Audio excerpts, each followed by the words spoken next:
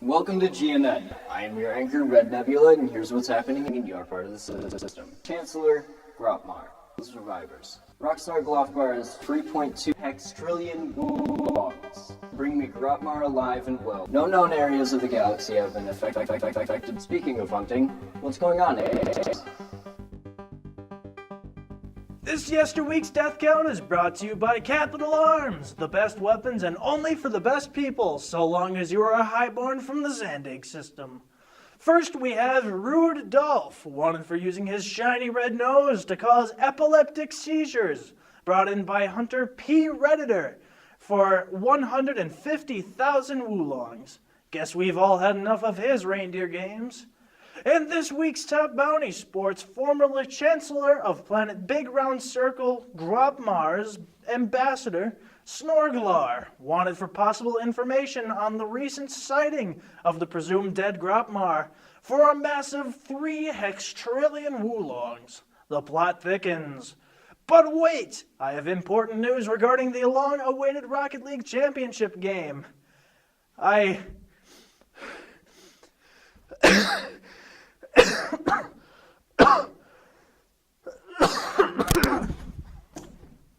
Thanks, Ace. Exciting things always happening. It feels great. Anyway, what's going on with the weather, Steve? This yesterweek's entertainment report is sponsored by Nobody. Who needs Google when you've got nobody to turn to? Nobody has all the answers. Who is a nobody? You're a nobody. Your friends are all nobodies, and your family is the biggest bunch of nobodies anybody has ever seen.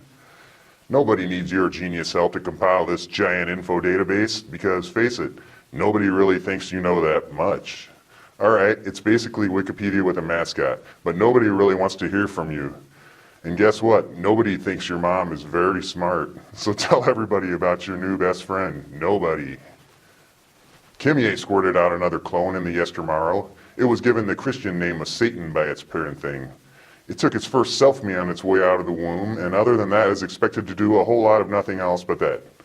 The latest Rockstar Glofbar movie raked in over 60 Brazilian wulongs over the Yester weekend, as all of the workers in the Slagmite mines just had to see it.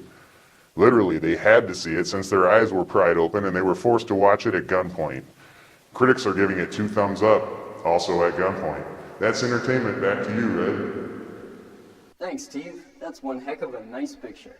Great work as always. To conclude this broadcast.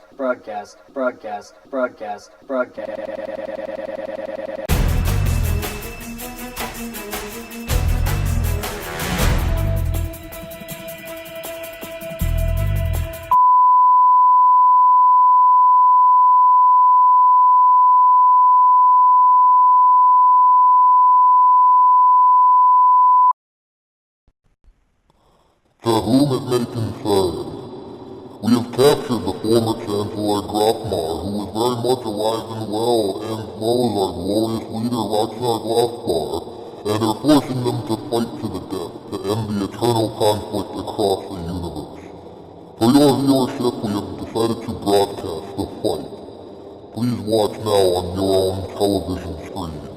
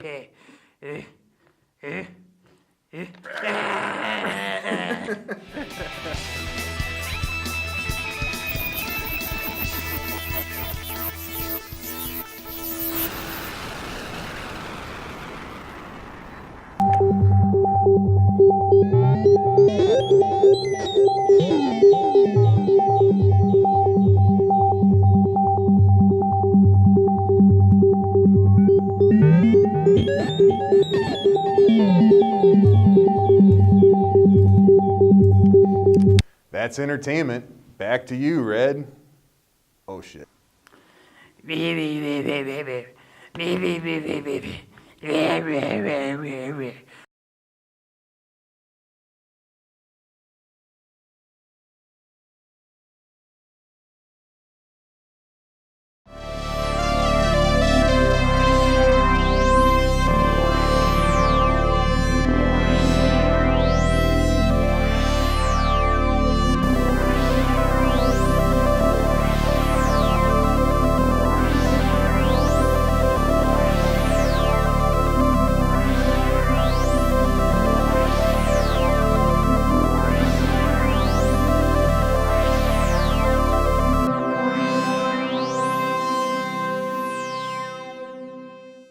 Hey everybody, I'm Chef Todd and welcome to Under the Apple Tree, where I grow, build, and of course cook my way towards a handmade life. Join me today, we're going to talk about Caesar salad. It came from the Prohibition era in Tijuana, created by a chef who was working in Tijuana to escape Prohibition laws in San Diego. It's a great holiday salad, a good way to show off to your relatives that you can do something tableside. So here we are in the kitchen, we have our ingredients assembled. When I think about Caesar, there's, I guess, three real components I think about. Romaine lettuce, obviously, Parmesan, croutons, especially croutons, and then, of course, your Caesar dressing. So we're going to make our croutons first. I just have a nice peasant bread with a little bit of Italian herb in it. And we're going to dice that up. With bread, it's always easier to use a nice serrated knife. I like the offset especially well because it keeps you off the board, keeps you nice and quick. But be careful not to cut yourself with one of these because it ends up being a nasty cut. So those are cut up and put in the bowl here. And then we're just going to put a little bit of oil in there. About a tablespoon or so, some salt, and crack a little bit of black pepper in there. Toss that stuff all together a little bit. Try not to make a mess. Just going to load those onto a cookie sheet or a sheet pan and cook those in the oven at about 350 degrees for maybe 8 minutes, 12 minutes, depending on how soft your bread is.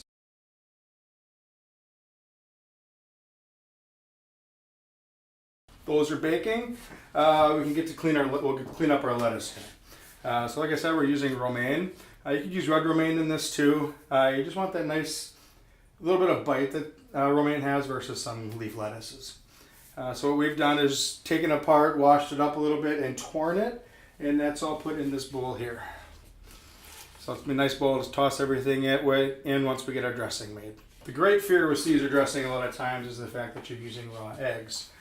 So one of the ways to kind of get around this and make cooking fun is to make it tableside. So a lot of really fancy restaurants through the 20s, and it resurged, every couple of decades since then. Is you can get the tableside Caesar, which that's kind of the dressing we're going to play with today. So we have 2 egg yolks. We're going to start with that, and then one of the great ingredients of any good Caesar dressing is anchovy. And it scares away some people, but that's really where you're getting the essence of your salt. And we're going to put that in there, and we have a nice garlic clove here. I'm going to give that a whack. Peel it up and whack it again here. We want to kind of pound that up, make sure it's nice and small. And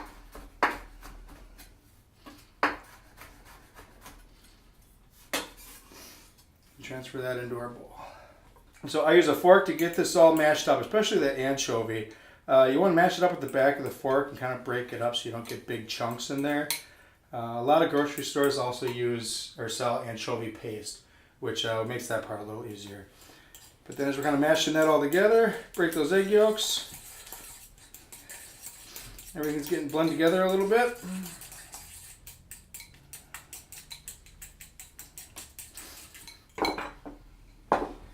And then we have a little bit of champagne vinegar. Worcestershire sauce.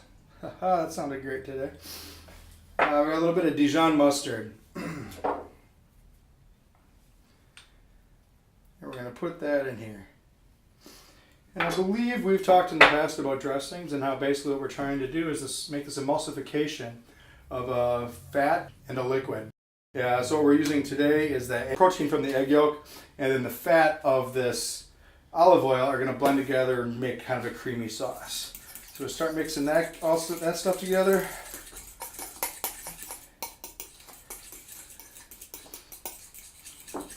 And then we're going to start adding our olive oil a little bit at a time.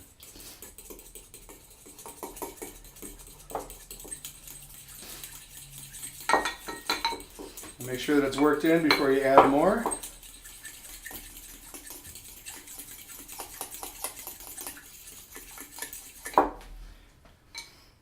You can see how when I add the oil, you can see that separation in there, and then we're going to mix until we can get rid of it.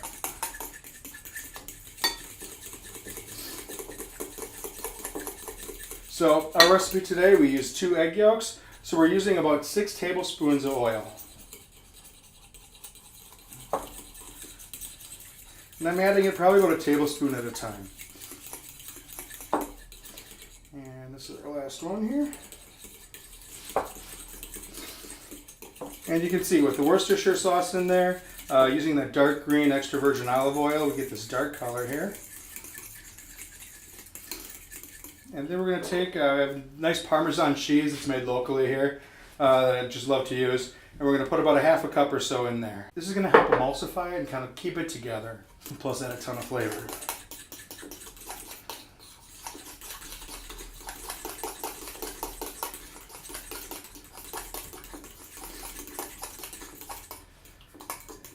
So there's that. A little bit of salt. Remember we have the anchovy in there already, so we don't need a ton. And then a few twists of black pepper. Stir it one more time. I'm going to set this over here while we prep everything else. So we made some wonderful croutons. We have our dressing, our lettuce. We're ready to toss everything together. Like I said, this is a great side salad for at the table. What you can also do this is use it for an appetizer or a lunch or even a late dinner.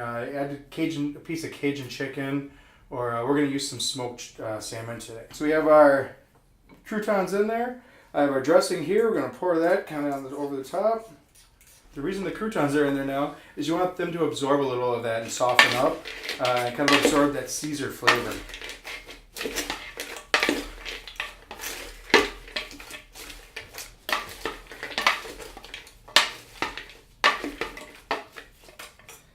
So everything's coated nicely in there. We'll take a little bit more cheese, sprinkle that over the top of that.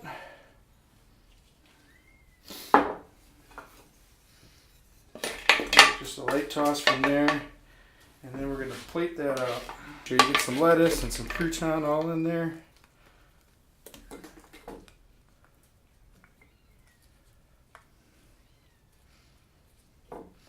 A lot of times you'll see this finished off with anchovy fillet. Like I said, we have the beautiful smoked salmon we're going to use. Just a few pieces on there. Smoky flavor with that kind of tang of the dressing goes really well together. Similar to, I've done a smoked or a grilled romaine Caesar before. Same idea where you just grill a harder romaine and then use the same dressing on it. Put maybe just one more touch of cheese on there. And a couple cracks of pepper. And that's a Caesar salad. Easy to adapt and a ton of options for it.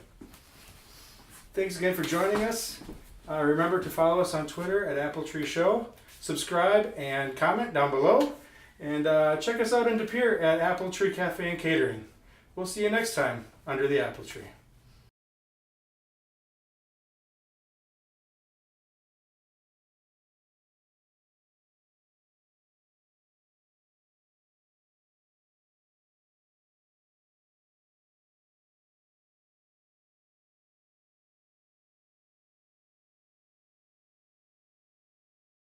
Hey, episode number 10 of Pigskin Pundits. Things are getting a little hot around here. Jacob number 1 and 2, and they're not playing so well together.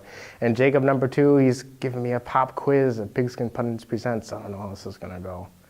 This might not be pretty, guys, but stay tuned anyway.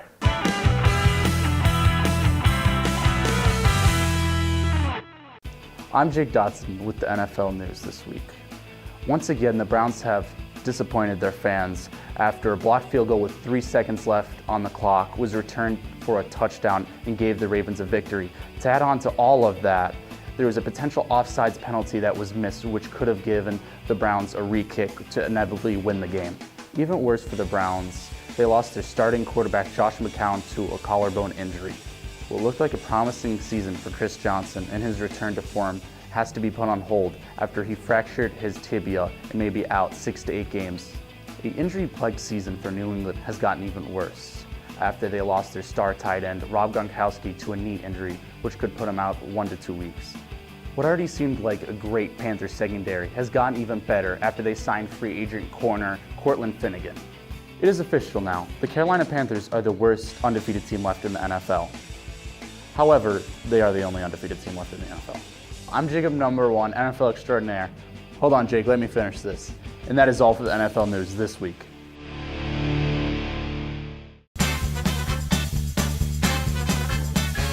All right, Brandon, time for your pop quiz.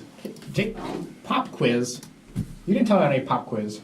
There would be a pop quiz if I told you about it. All right, hit me with it. What do you got? All right, first question. What is a cover 2 man defense? That's 2 safeties on top, right? 2 safeties on top and everyone else in man-to-man coverage. Yeah. That's it. Yep. Got it, yeah. All right. Okay, good. Next question. All right. Question the second. What is read option? That's where the quarterback, no, it's not tip my tongue.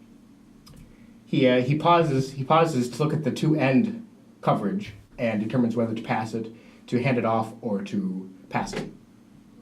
All right, close enough. Kind of close enough. Okay, all right. Question 3. What is a nickel defense?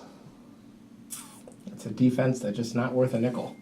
That's not it. That's not it. Nickel defense is where you've got five men out in coverage. You take a linebacker out and you put him out. You put him out in midfield coverage, right? So you got five people covering, and then only 4 linebackers, right? Kind of, not really. No. You had it up till the end there. Okay, what is it? Would be 2 linebackers usually. Just 2 linebackers? It depends on how many you have on the defensive line. Okay. All right, next question. Question 4. What is play action and why do teams use it? Play action. Play action is where you pretend to run the ball, but you actually throw the ball. It's like a fake. Okay. Something like that. Okay. And why would teams use it? To slow down the defense a bit so that their response time is slower so that you can get a receiver out far enough to catch the ball. Yeah, pretty much. Okay. Well, I think I'm doing pretty good here. Give me some credit. Yeah, that Next was question. bad. All right, the last and final question, number 5. What is your favorite offensive formation? I think I like the pistol formation. It's easier to disguise what you're doing. I like sneaking around. All I right. like that. I like pistol best. All right. All right, what's the final result? How'd I do? I guess you pass. You guess? I did pretty good. Yeah, you did all right. I'm glad some of this stuff is sticking around for you. Yeah, well, it definitely helps me pay attention to the games, makes it all a bit more interesting. Good. Yeah. Good, that's good. Cool. All right, now if you excuse me, I got something to go take care of. Oh, okay.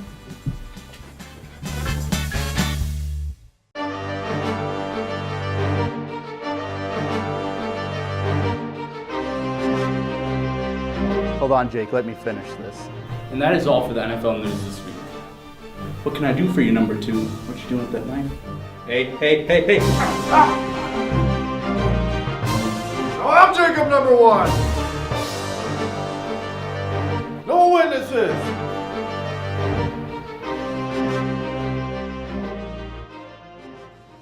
Since we're not actors here. Dude, I can do a good face. You cannot.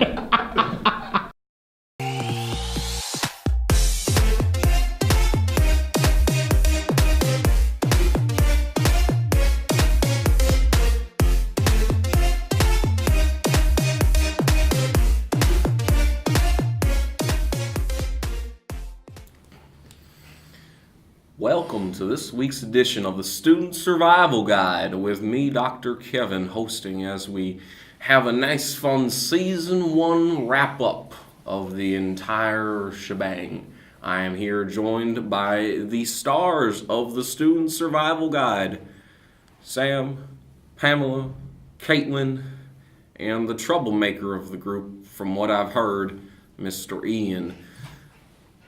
Ladies and Ian, I have a few questions that I think everyone would like to know.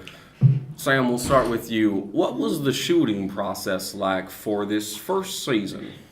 It starts out really interesting. We just have a subject, are we going to be late for class? Are we going to work on a group project? Whatever. And we kind of come up with a little bit of a premise for it. And then we just improv that whole entire thing through. We have no script, no nothing. And it just, it always works out in the end. Sounds a little bit like this show with me, Dr. Kevin. Pretty much. Where it's very, very a cluster. I will not be able to repeat the second word. My dear mama is watching at home. Hi, mama. Caitlin, what was it like working with the author of the book that the series is based on, the twice-removed cousin of Bill Cosby, which shall not speak his name, as his name means a very awful three-letter word in the Spanglish. What was it like working with the author? Well, at first it was really fun working with him because we got to experience work with him. Then he got a pain in our butts, I guess you could say. And he wanted to take over completely, so we locked him in the elevator. In the elevator, with no food, no nothing? I mean, we left a little food and water for it, but... Savages here, just savages. Pamela, hopefully you have a little bit of a nicer and not so desperate and mean story. Are there any plans for the second season of the Student Survival Guide? Assuming there is one. Are there any plans? I think there should be another season of Student Survival Guide. I assume it was quite a bit of fun working with the ladies and unfortunately Ian on the series. It was fun, but he can be a bit of pain in the sorry mama, in the buttocks. Yeah. As we move finally to the troublemaker himself, Ian, I'm not going to ask any of these questions because frankly my format's thrown out at this point. There have been many hated interactions and rumors of violence, anger, and mean words towards, everyone by Ian, including group members, the aforementioned author of the book who may still be trapped in this elevator. Reach out your hand, put it on the screen if you're watching this, and know that it'll be all okay with Dr. Kevin here. Ian, how do you address these rumors of violence and mean words towards your co-team members and other members of the TC Weekly podcast, including one member from GNN, I lost my format sheet. I think the name is Ace McKinley. Well, Dr. Kevin, let me just quash these rumors right here. As far as it goes, my co-members of Student Survival Guide and this fool Ace McKinley. Do you want to know what I think about Ace McKinley, Doctor? Well, that's the point. It doesn't matter what you think about Ace McKinley, Doctor, because Ace McKinley, he's going to get what's coming to him. We got one more week left of this nonsense radio drama. And when it's all said and done, I'm going to be the star of this show. What happens with the future of GNN? Are you looking to take that over too? Them a fighting word, my mama would say. It's news. News is yesterday's news. What matters is...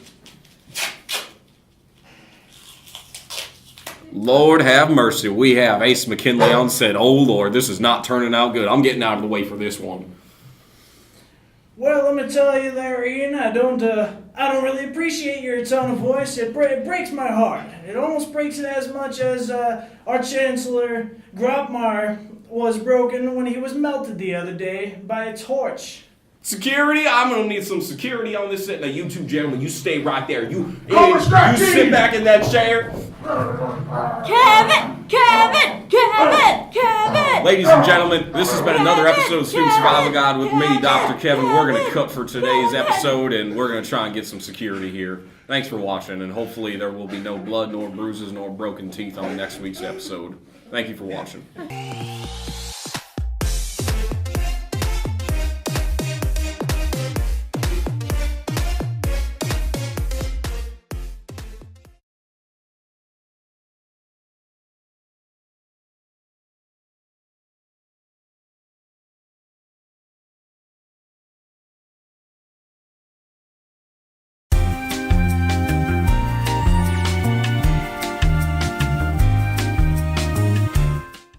Welcome to this week's episode of MTE, Movies, Tech, and Entertainment News. A little different this week as Trevor joins me.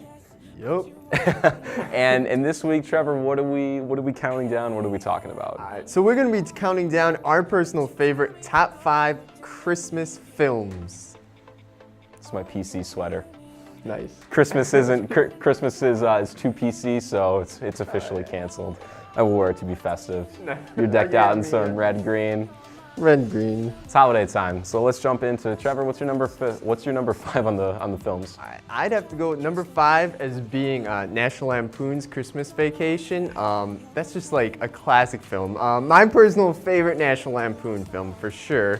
Personal favorite Chevy Chase film for sure too, and it's just a classic. I mean, I have to watch it during Christmas. You really can't go wrong with it. I'm gonna go in a totally different direction. My number 5 is Bad Santa with Billy Bob Thornton, as well as Tony Cox. The really raunchy, R-rated, exact opposite of what you would watch, sit down with your entire family. It's a phenomenal film. A lot of people really underestimate it as a Christmas movie. Roger Ebert gave it 3.5 out of 4 stars. And Billy Bob also was up for a Golden Globe for Best Actor of the Year in 2003-4, whenever he was nominated, but lost out to Bill Murray for his role in Lost in Translation, which it's kind of iconic. Yeah. Right. Yeah. So on to number 4 on your list. All right. So number 4, I'd have to go with Edward Scissorhands. I know that's not like a traditional Christmas movie, I guess, but I'd have to put it on number 4 because I mean, it's just like my favorite Tim Burton film, and it takes place during Christmas time. So I mean, good enough, man. Good enough reason. Hey, you're gonna find out my number 2 film is similar to that, but that's a little bit of too much of a teaser. My number 4 movie is the iconic 1990 film Home Alone with the lovable Kevin McAllister. Everybody remembers the. So, needless to say, I mean, it's an iconic film. Not much needs to be said about it, and the idea of wet bandits are phenomenal in that moniker, because let's face it, the only logical thing to do after stealing gifts from somebody's home, turn on all the faucets, clog the drains, and watch that house overflow. Of course. Exactly. So number 3 on your list. All right, number 3. I'd have to go with Elf as being my number 3 pick. I mean, I've been watching that one since I was like 10 years old maybe, and I watch it every year, and I still find it funny. I still find it charming, and I mean, I just love Will Ferrell's performance there. I mean, and also, fun fact, the actor who played Ralphie in it, he was actually an elf in that. He was an elf called Bing Bing. Yeah, Really? He was a supervisor elf. Yeah, MTE so fun giving fact. Yeah, MTE is all about those fun facts and making sure you understand them. My number 3, I'm going to go in a little bit different direction. You say Will Ferrell, I say the Governor to Arnold Schwarzenegger in Jingle All the Way. Now, okay, I'm not going to lie. It's actually not that great of a movie. It stunk at the box office. It didn't do very well with critics because it's all about the materialization and whatnot. But that being said, Schwarzenegger's a legend. Came out in '96. I was 6 years old, so I grew up with it, similar to your Burton film. And I mean, in 2015, when everybody's constantly spending hundreds of dollars on the new iPhone every year, I think that the materialization concept totally applies now more than ever. Yeah, good satire. Exactly, yeah. So number 2, what's on your number 2 list? I'd have to say number 2 would be Christmas Carol. I love this. I love the book from Charles Dickens, but it's hard to choose like a favorite version because there's like so many versions, and I've seen like tons. I've seen movie versions, TV versions, like just like tons of different versions. But I have to go, if I had to choose like my favorite version, I'd have to go with either the 1951 version or the George C. Scott version from 1984.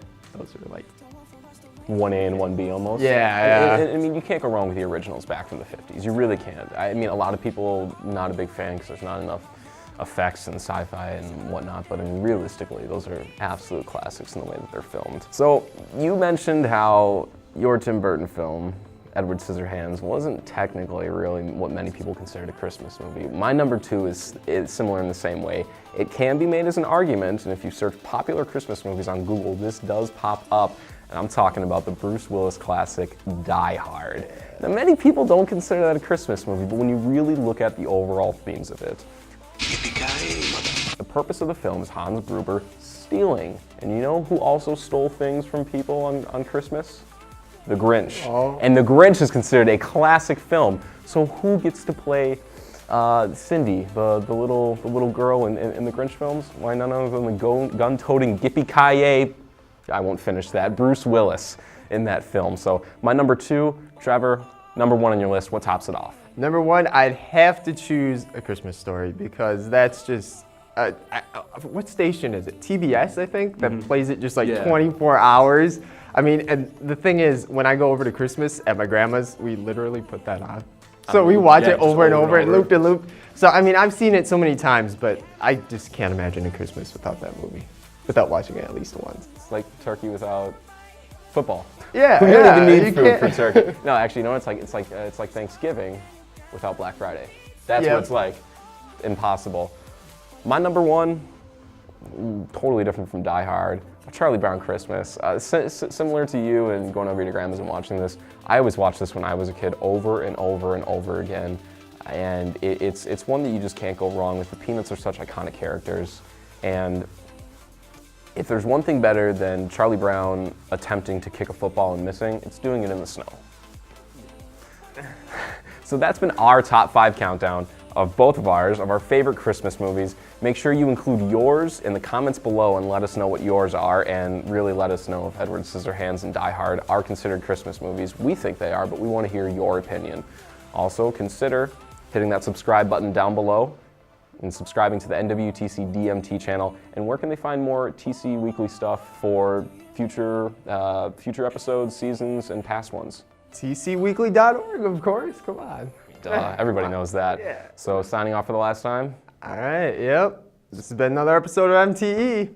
Music, tech, entertainment news. See you next time, guys. Or not. Or not. When you nod your head yes, but you wanna say no, what do you mean?